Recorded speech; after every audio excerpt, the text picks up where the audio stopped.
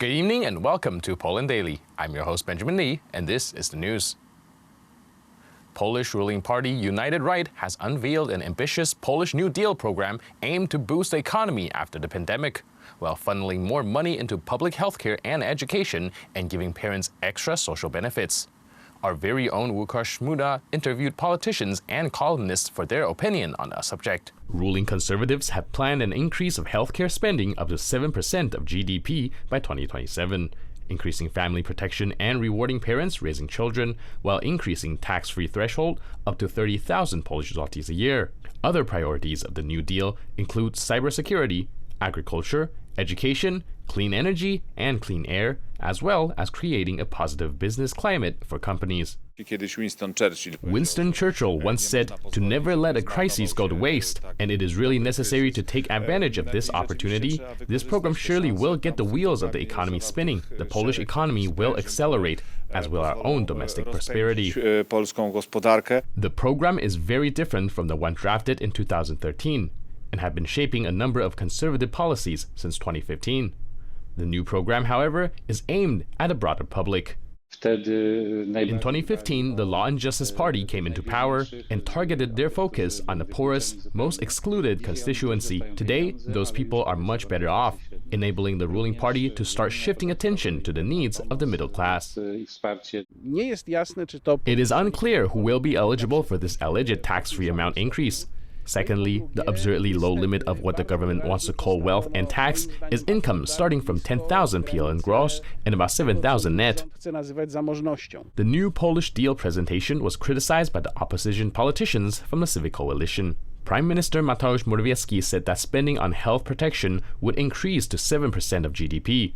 Why did he not mention that we will no longer deduct health insurance from the tax and the fact that our taxes will increase? According to Dr. Krzysztof Konkowski, ruling conservatives picked a great moment to announce the program.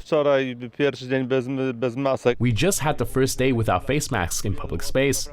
It is a real signal for many people that something is changing, and this is accompanied by an important policy proposal. It simply shows that we are out of the crisis, or at least we want to get out of it.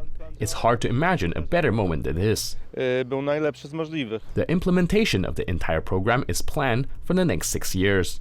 Since Saturday, some of the restrictions related to counteracting the pandemic have been eased. It is no longer necessary to wear masks in the open air. However, it remains mandatory in closed spaces. The police headquarters reminded citizens that loosening the restrictions does not equate abolition, and indoor restrictions should still be complied with. In the last 24 hours, 2,100 new infections were detected from the 49,000 tests performed daily. 55 people have died from COVID-19 related complications.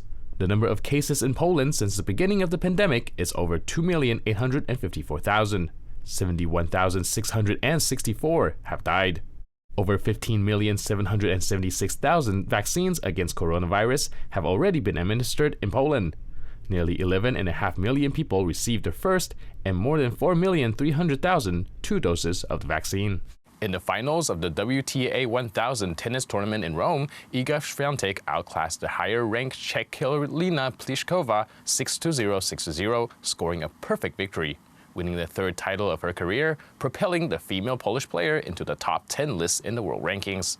Iga Świątek brought home triumphant victory from the Grand Slam French Open back in 2020 and won the WTA event in Adelaide earlier this year. After breaking into the finals of the WTA 1000 tournament, second in scale only to the Grand Slam tournament, she defeated the Czech competitor in a one-sided, decisive victory. Today, in Vilna, Lithuania, the Great March for the Defense of the Family rallied several thousand people who are passionately against the ratification of the Istanbul Convention. According to the participants, the ratification is a threat to traditional family values. Discussions on the family model in Lithuania have been revisited since several months ago, when the authorities of the Lithuanian parliament announced the ratification of the Istanbul Convention. The bill has been awaiting ratification in the parliament since 2018. The Lithuanian Bishops' Conference issued a statement informing that an invitation to the participation in the action has been received, but it was emphasized that the church hierarchs would not take part in it. On the other hand, individual priests expressed their support. The document also sparks discussions in Poland. Critics argue that it introduces a change in the social order and the traditional understanding of the family. That's all for today. I'm your host, Benjamin Lee, and I'll see you next time on Poland Daily.